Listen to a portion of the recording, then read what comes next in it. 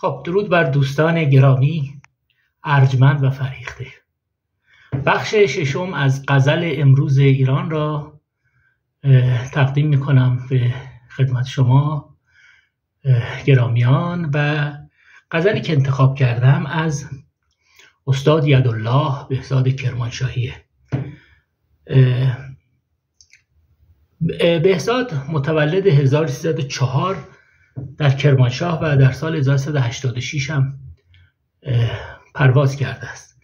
معلم بود و خوشنویس و غزل‌های بسیار جالبی داره و یک خیلی کوتاه من بگم که بهزاد رو من در سالهای 1374 حدوداً در منزل و کتابخانه یادش گرامی استاد بزرگ مهدی اخوان ثالث که سالها در اونجا من با مزدک جان پسر الان دکتر مزدک علی اخوان ثالث زندگی کردیم و در کنار خانواده و کتاب میخوندیم اونجا سالها. بهزاد رو من در اونجا کشف کردم و این غزلی که براتون میخوام بخونم اتفاقا یک مطلبی هم در برابر یک بیت این غزل اخوان ثبت کرده بود، چون اخوان هم عادت داشت در کتاباش یادداشت مینوشت. اصلا یادداشت‌های بسیار جالب. یکی از سرگرمی‌های من و یکی از پایه‌های آموزش ادبیات من اصلا همین یادداشت‌های اخوان بود. حالا این غزل رو براتون میخونم به نام قاب کینه. ای خوشا بانگی کزو آشفته گردد خوابها، تا مگر موجی فراخیزد از این مردابها. ای خوشا بانگی کزو آشفته گردد خوابها، تا مگر موجی فراخیزد از این مردابها. صبح دولت بردمید و چشم بیداری ندید، خود چه میبینند این بیدولتان در خوابها. بر تنی مویی نمی جنبد ز تاب کینه‌ای، بر تنی مویی نمی جنبد ز تاب کینه‌ای. یاد باد آن از خروش و خشمها بیتابها.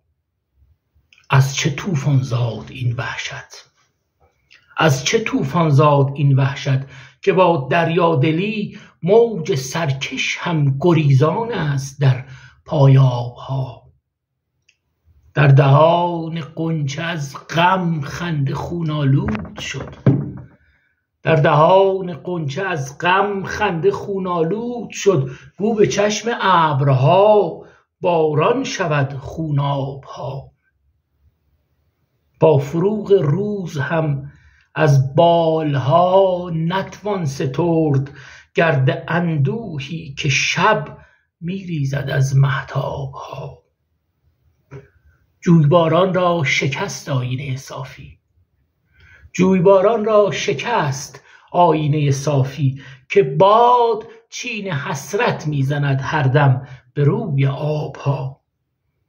شهسواران در غبار فتنه گم گشتند و رفت نامشان از یادها، تصویرشان از قابها. جز نوای ناامیدی نغمه در سازت نماند، ای کدام این پنجه سنگت بشکند مضرابها.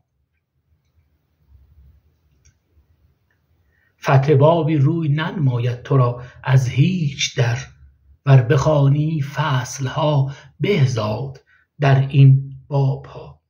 خب این غزلی بود که براتون خوندم.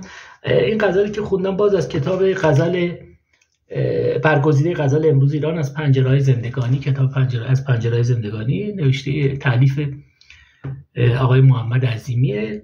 در اینجا مثلا تا مگر موجی فراخیزد از این مردابها رو نوشته گردابها. من اون جایی که خونده بودم مردابی من حفظ بودم و حالا یکی دوتا تغییر داشت که من اینا رو اعمال کردم موقع خوندن طبق اون نسخه ای که از قبل در ذهنم مونده.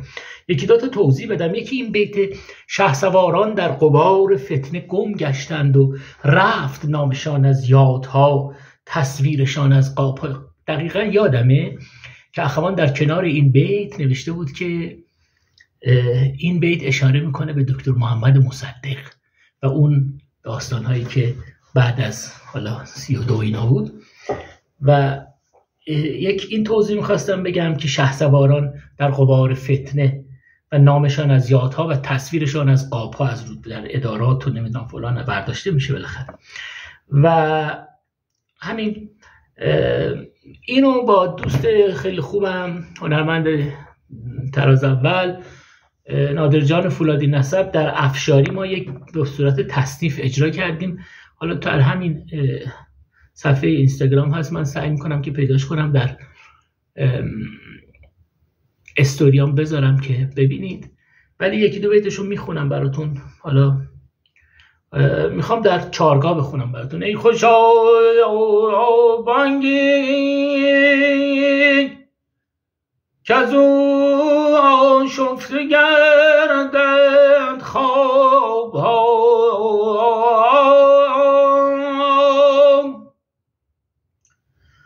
تا مگر موجی فراخیزد از این مرداب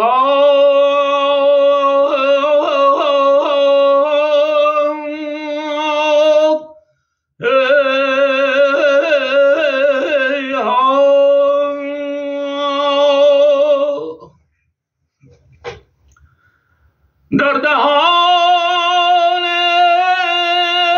غنچه از غم خنده خون آلود شد،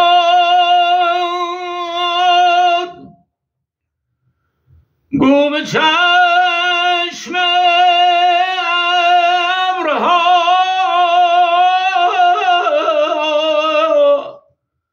باران شد خوناب ها،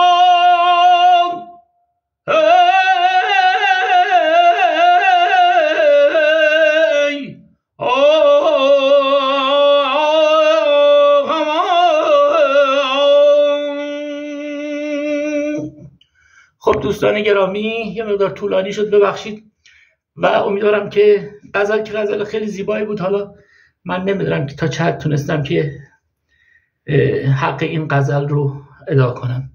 خیلی سپاسگزارم از وقتی که دادید و بخش ششم از غزل امروز ایران رو در خدمتتون بودم. همه شما رو به یزدان پاک میسپارم. بدرود.